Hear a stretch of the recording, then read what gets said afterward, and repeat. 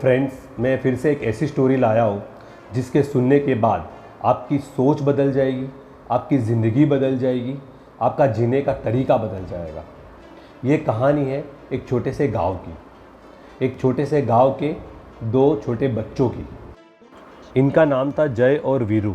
जय और वीरू हमेशा साथ में रहते, मस्ती करते, नहाते, कूदते, घूमते। एक दिन वो दोनों खेलते खेलते गांव से बाहर आ गए और खेलते खेलते बड़ा वाला 12 साल का जो बच्चा था जय, वो कुएं में डूब गया। उसने बहुत चिल्लाया, मुझे बचाओ, मुझे बचाओ, मुझे बचाओ।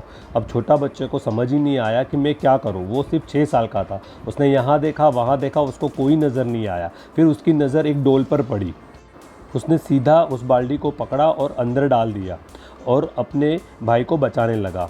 और वो उस बाल्टी को तब तक खींचा जब तक वो बाहर नहीं आ जाता। वो खींचता रहा, जब तक वो बाहर नहीं आया तब तक उसने उसको खींचता रहा।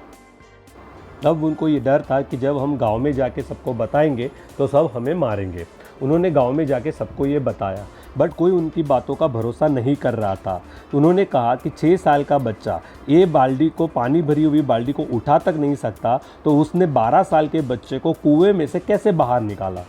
तब गांव वालों ने आपस में डिस्कशन किया और बोला कि हम एक काम करते हैं, हम गांव के सरपंच के पास जाते हैं। वो सारे मिलके सरपंच के पास गए और सरपंच को सारी बातें विस्तार से बताने लगे।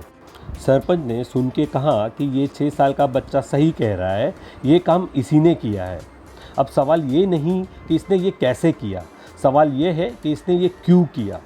क्योंकि ये जिस टाइम पे उस बच्चे को, 12 साल के बच्चे को निकाल रहा था, तब दूर दूर तक ये कहने वाला कोई नहीं था कि तू ये नहीं कर सकता है।